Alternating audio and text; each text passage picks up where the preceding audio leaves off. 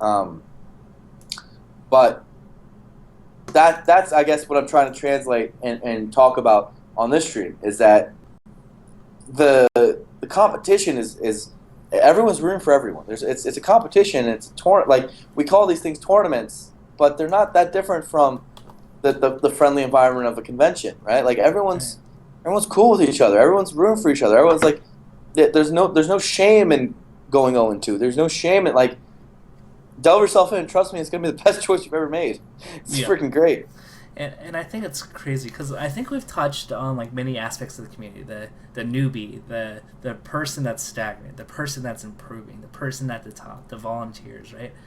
And I think what's really important in the grassroots nature that you mentioned is the ecosystem of Smash. If a player gets better, it helps our ecosystem. If if a person discovers that they want to be a great TO, that helps the Smash ecosystem.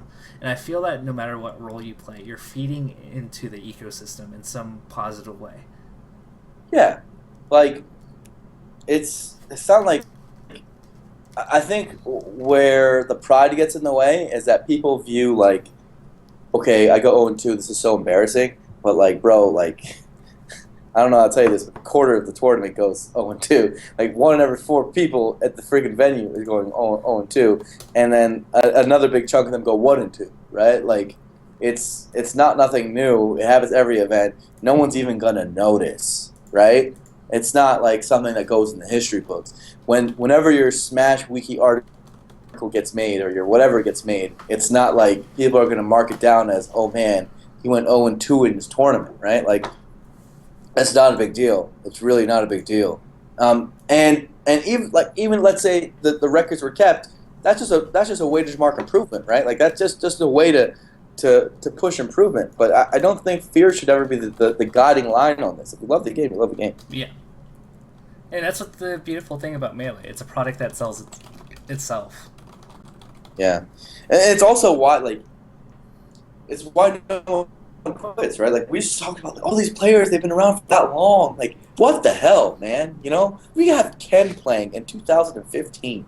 We have Chudab playing in 2000. We have Hugs playing in 2000. Like there's Asens playing, bro. Like there is like nobody from that era. Even on the TO scale, I hung out with talked to Matt Deasy at Evo. Evo. I talked to M3D both at Evo and at SmashCon.